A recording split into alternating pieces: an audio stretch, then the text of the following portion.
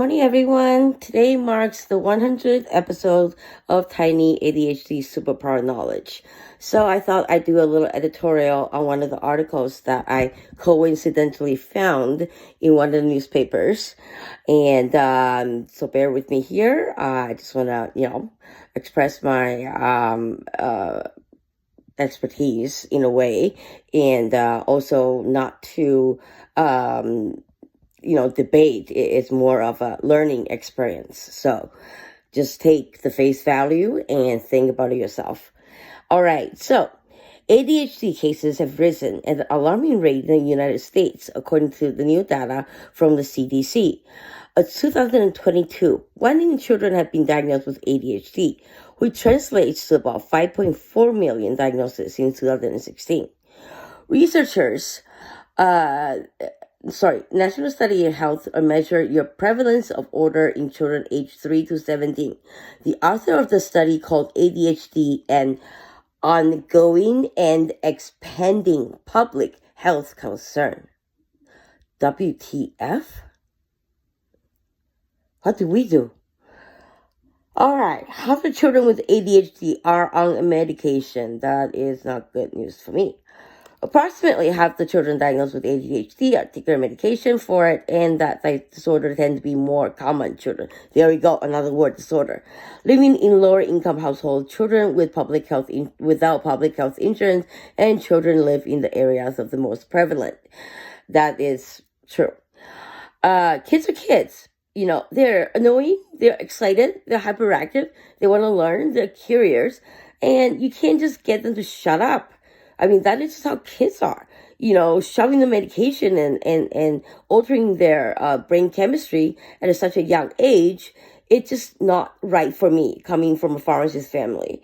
I can't say if the physician is going to prescribe medication for the kids. That's definitely up to them. But for me personally, I don't think it's right. I did it myself. I started methylphenidate when I was 18 years old, when I was going to McGill University first year.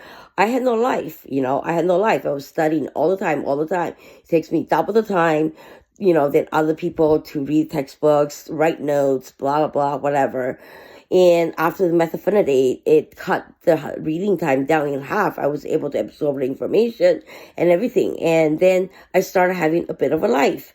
So anyways, all right, this is going to be a little bit long video now. All right. ADHD medications are a profitable industry, of course. The global market is estimated to worth $25 billion in 2024 and $45.5 billion by 2034. A series of articles in the PBS Frontline called The Business of ADHD contained interviews with several psychiatrists, physicians, and other professionals who study and treat ADHD, and are critical of the pharmaceutical industry investing interest in diagnosing and treating ADHD, which I totally agree. Dr. Lawrence Miller, author of the book called Running on Ritalin, discuss how the business of ADHD is fueled by pharmacist industry, marketing, and influencing the doctors. I have a first experience with this because my dad was, before he was a pharmaceutical salesman, which is really, really difficult in Taiwan. He was working for a German company, now is part of Sanofi.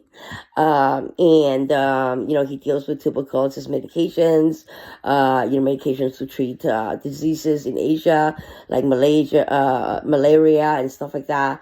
So, I understand how that works. And in terms of being a pharmaceutical strategist, with the M&A and all that for, pharmaceutical industry, it's really, really bad in the States, especially when doctors really only care about the money because of, the healthcare system itself. Okay, so let's move on. Dr. Diller also criticizes the imbalance of funding that goes towards promoting prescription drug use as opposed to other therapies. Exactly. This is why I stress the importance of having your children be a participant of CBT, cognitive behavior therapy. Therapies are so critical in children. I'm telling you, it's so critical, even more beneficial than medication itself. If you're altering your children's brain, like I said before, your kid is going to grow up, I don't know. I can't say. I'm not a doctor, but I personally still opposed to it. So imagine you being controlled like that, and put your shoes on your children and understand why they do the things they do, and come up with a solid plan to help these children excel. Let them discover, let them learn, don't stop them. Give them work. That's why I was talking about WBS, the work breakdown structure. Give them tiny chunks of tiny chunks of